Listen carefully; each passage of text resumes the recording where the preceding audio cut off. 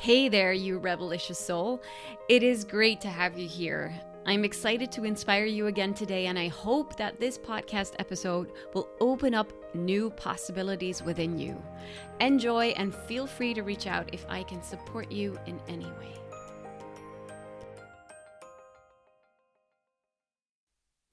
I love them and I hate them. I'm talking about relationships because, even though they can bring so much bliss and amazingness, sometimes they just, oh my God, they can be excruciatingly painful. Why is that? Well, that is because your partner, especially if you're in a romantic relationship and especially if you're living together in the same house, your partner is a walking and talking mirror that is constantly reflecting your own unhealed wounds. And with unhealed, I don't mean that you're not whole. I mean that there are parts of you that, you might still want to look at. And that is very normal. Now, one thing that a lot of relationship experts say is that, as soon as a relationship feels quiet and peaceful, then that's a good sign. And I do have to agree on some level with that, although I do want to, dive in a little bit deeper there. It suggests that as soon as you get triggered, and as soon as there's this incredible high in the beginning, like there's an incredible chemistry, often this is a trauma bond, and that is true. There are people that unconsciously choose each other because they are activated in, like, it's the old wounds that are activated. It's the same kind of dynamic that they've experienced in the past. Sometimes this is judged as something bad, like, hey, you're in a trauma bond or you're in a relationship that's basically similar to the one that you had with your dad or your mother. As if that is not something very human that we simply need to deal with. And what is put on a pedestal then is the relationship that just feels quiet and mature and there's nothing much going on, which is different for your system, which can feel unsafe for your system, which can feel like, there's not enough there and that you might walk away from, which actually means that it might be a good relationship for you. And this is a concept that I understand, and yet I feel that it's more nuanced. I do believe that the early stages of a relationship, I would love for everyone to just have an amazing time and enjoy. To just be able to lay down the foundations and not have any big drama coming up. If there's too much drama in the beginning, if there's a lot of maybes, unclarity, not fully stepping in, etc., and there's a pushing, pulling in the beginning, I always wonder, is that really what you want to bring into your life? Let it be effortless in the beginning when you're building a foundation, because I can guarantee that at some point, the mirror will come. At some point, your relationship will become painful. And I'm saying it with a little bit of a laugh because, we tend to hope and believe in the fairy tales that, we're going to fall in love, we're going to move in together, get married, maybe have kids, live happily ever after. And even though we know with our minds that that's not true, actually when we're in the relationship, as soon as the trouble arises, we start doubting and we start, pulling back like, fuck, this is not what I want. I deserve so much better. And there's this entitlement that comes up. I see that a lot.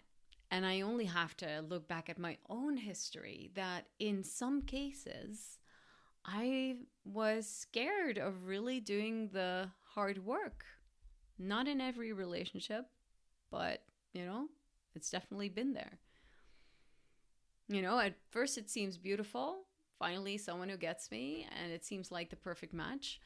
But the truth is that it might very well be so.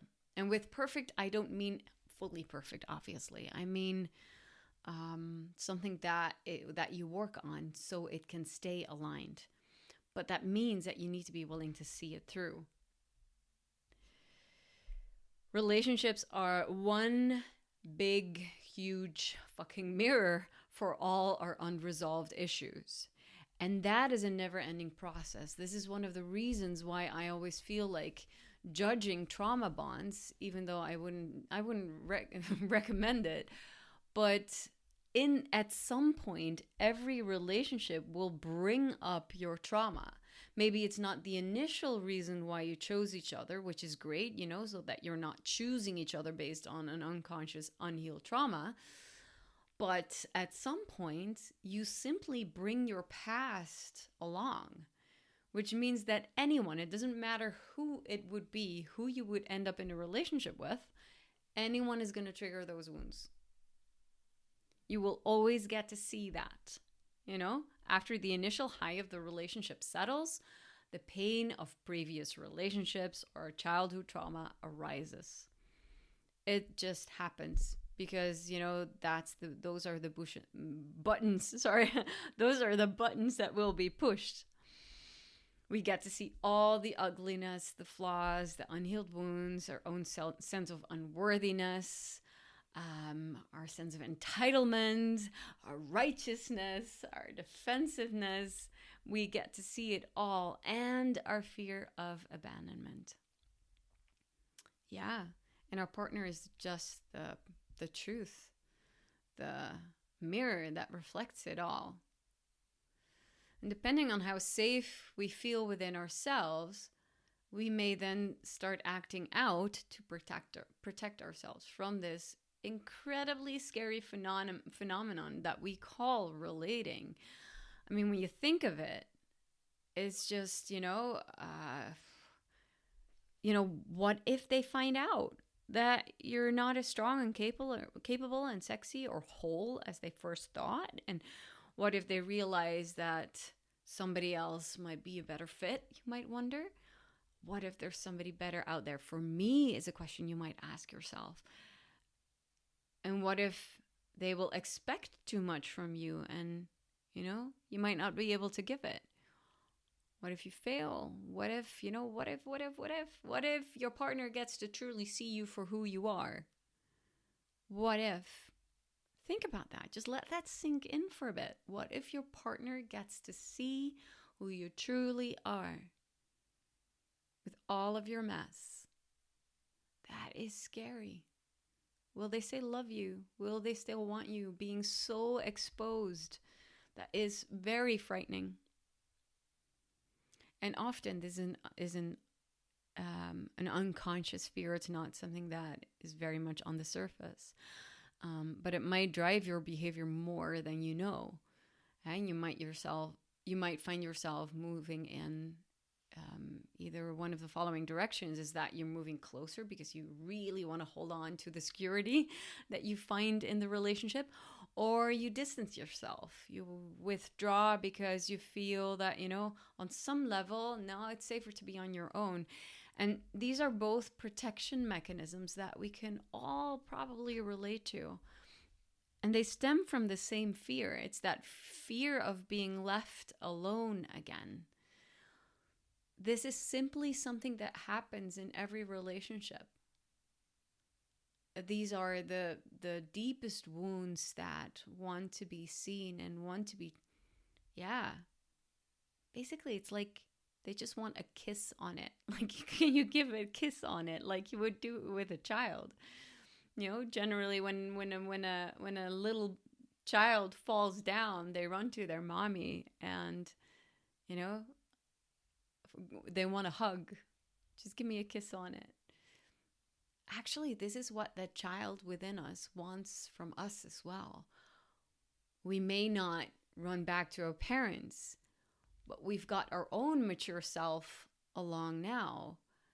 And what we can ask that mature part of ourselves is to become the parent that we missed in the past for these specific parts of us, for this pain, for this trauma.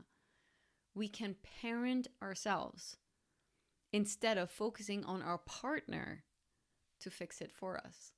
And that is one of the things that can be brought out in relationships, and why they can be so painful is that we actually, in the beginning, we hope that it's all rainbows and roses, and that our partner is going to give us that satisfaction and that reassurance and that security that we crave for. But they have their own individuality and they have their own parts. So obviously they could never fill up that void. It is up to us as individual. It's up to you yourself to look at the wounds and look at, whatever is being reflected by your partner, what is touched upon in you. It is up to you to take that responsibility and look at, okay, this hurts. I feel so unsafe. Okay, so where have I experienced this before? And what does this part of me need now? How can I give it to myself? How can I reparent myself instead of projecting the responsibility, of putting the responsibility on my partner? Yeah. Now, the protection mechanisms that we have, obviously, if you do tend to, move from that adaptation that you learned, because whether you want to cling on to the other person or you withdraw from the relationship, this is a protection mechanism. It's an adaptation, and you did that for a purpose. It is something that you needed in the past to survive, so it's important that you don't judge yourself for it. However, what is important is that you find a way to calm yourself and your nervous system down again, so that you can feel safe and open to connect in a mature way. And when you've done that, when you're calm, then this opens you up to a third option. And, you really look at that. You really look at that mirror and whatever it tells you about the parts that want healing. And the great thing is that when you take ownership of this, instead of projecting it upon your partner, and you take ownership of the process within you, then it can be absolutely beautiful to invite your partner to stand next to you, to support you, not to be responsible for it, or to, but to just be there with you. And then there's absolute beauty that can be found in looking at that ugliness in the mirror, like your shortcomings and your wounds and the behavior that you might be showing that isn't very helpful. Your partner might reflect it to you, but might also be willing to look at that with you. And oh my God, this is when relationships are the ultimate opportunity to grow, and that takes, if you ask me, two imperfect soldiers of love who are both willing to march down that path and do the uncomfortable work. Because that's what it is. Every relationship will bring discomfort, will bring up pain and wounds and shit that you haven't processed from the past. This is just a reality. This doesn't mean that there's anything wrong with your relationship. It doesn't have to mean that you're in a trauma bond. However, what I would say is that, what I would wish for you, what I would wish for everyone is that you start with a time of enjoyment where there's no drama yet, where you can really lay down a foundation together. And then at some point you welcome you welcome the mirrors. Yeah. I wish you a lot of luck and love for yourself when you look into that mirror with your partner. Thank you so much for listening. It's been my absolute pleasure to share this with you again. I really hope that you enjoyed this episode, and if you're hungry for more, please check out my website, michellecoops.com, and subscribe to my newsletter in which I share so much value every single week. Have a magical day. Stay raw, stay real, stay revelicious.